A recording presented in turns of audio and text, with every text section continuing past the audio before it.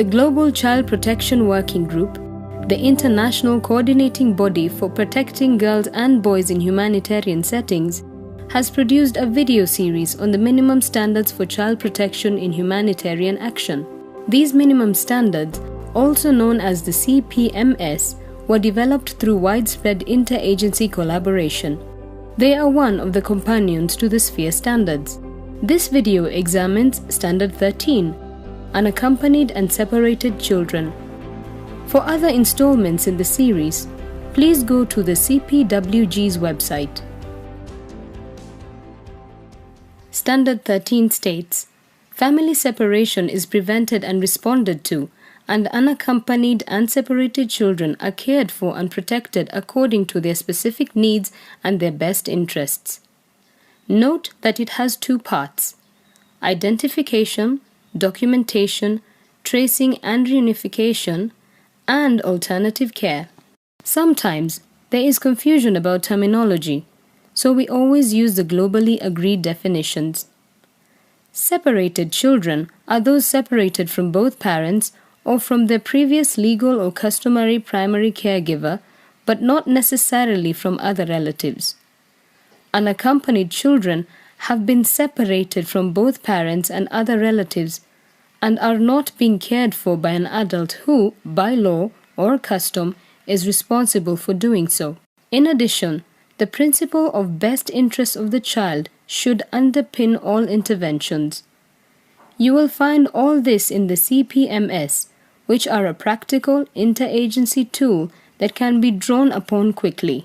There's no need to reinvent the wheel. It's easily accessible, easily structured, and I think it's also important that we know and promote the use of training tools that exist in relation to the standards. When it comes to designing, implementing, monitoring, evaluating, we have all the tools at our fingertips. In addition to the CPMS, we have the Interagency Working Group's guiding principles and its accompanying field handbook, which provide very detailed guidance for programming.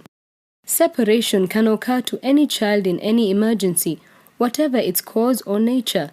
However, family separation can be prevented by preparedness measures both at the agency level and with families and communities. You need to be prepared. You need to have staff who are trained. You need to have your standard operating procedures in place.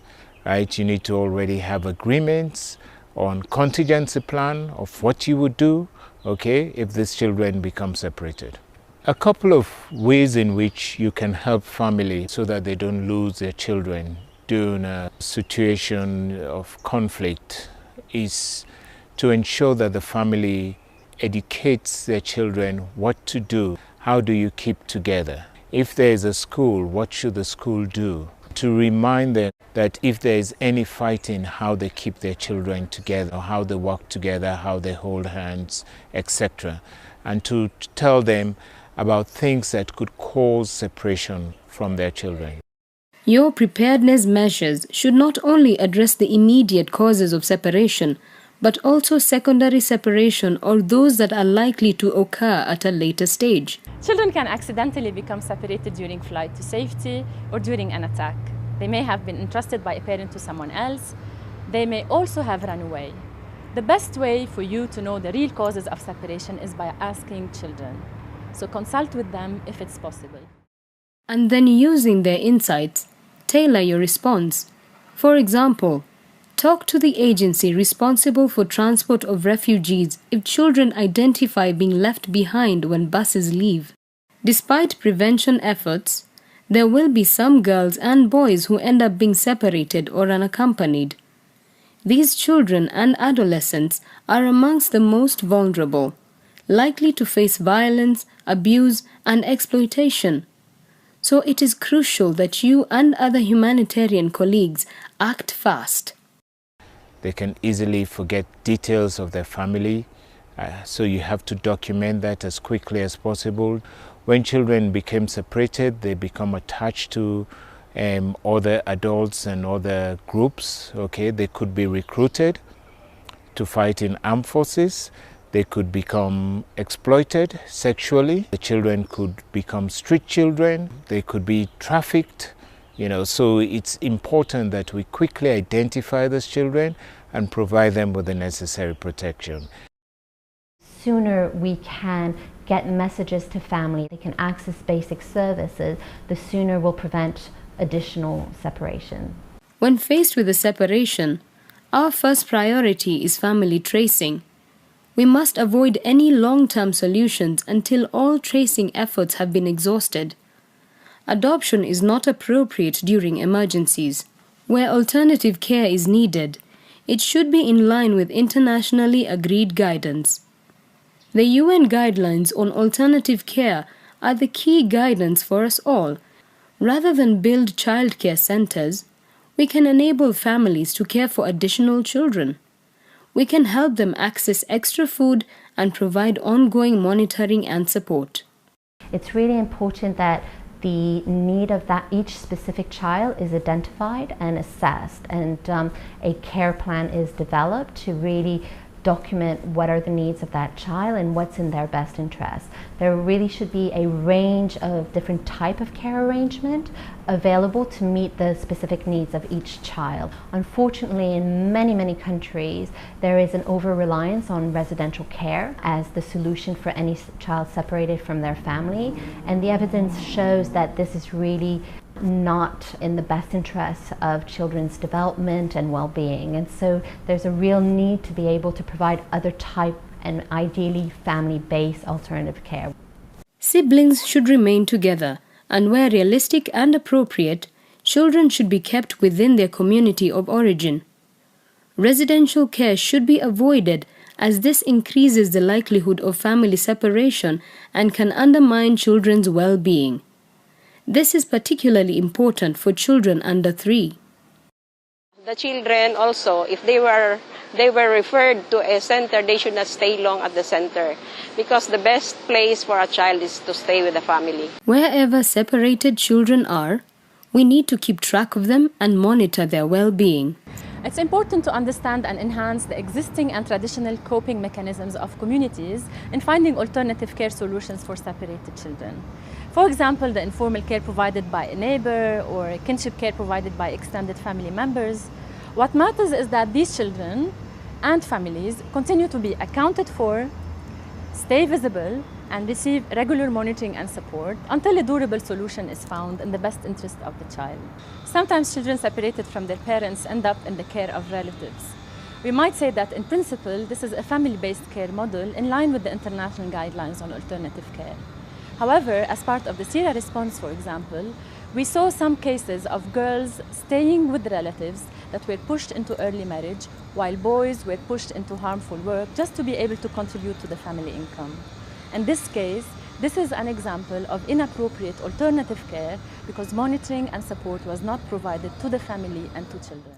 In order to ensure quality of care, as well as the overall prevention of and response to family separation, coordination and cooperation amongst a broad range of actors are key. It's really important right from the start and often throughout to set up very quickly efficient coordination mechanisms, to know with whom to talk, with whom to coordinate, and to agree upon very quickly and efficiently who's doing what. We should draw upon our respective organizations' mandates, strengths, and agree upon clear roles. Who's in charge of, for example, child care, family tracing and reunification, in-country, cross-border, alternative care solutions. The list can go on. It's very important to have coordination in all these humanitarian actors, to harmonize all activities so that there will be no duplication of services and more monitoring purposes also. To ensure a comprehensive response, we need to be cooperating with colleagues in all humanitarian sectors as well as community groups. People working in water and sanitation, logistics, or livelihood programs can identify unaccompanied and separated children in their work. On top of that, to prevent separation at the first place means families will need financial support, access to shelter, health, and education services, maybe legal advice or counseling. In short, it's everybody's business to deal with separation, from local to national levels and across all sectors. The importance of community actors is also extremely key to identify problems, to identify vulnerable children and vulnerable families, to monitor children who have been reunited with their families and ensuring that they're doing well and there's no risk of secondary separation. Effective coordination during the emergency will have benefits for girls and boys in the long term. When you phase out, there will be sort of like a dividends for these children, so that you leave stronger structures behind. So you can also help the government to look at the laws, the framework, especially when it's coming to the recovery stage, when government would be doing sector reforms. Then you can start looking at the laws of that country. You can ensure that whatever budgets and resource envelope for recovery is being developed, that child protection is part of that envelope. For many of us, an emergency is an overwhelming experience where our usual ways of working are challenged. I have learned that separation of children can be prevented, and in cases where children are separated from their parents or from their primary caregivers, there is a need for the government and for the humanitarians to act fast in order the child can be protected from further harm. And quality service must be provided also to the child. And there is also a need for the different humanitarian actors to complement with the services for the welfare and for the benefits of all the children affected.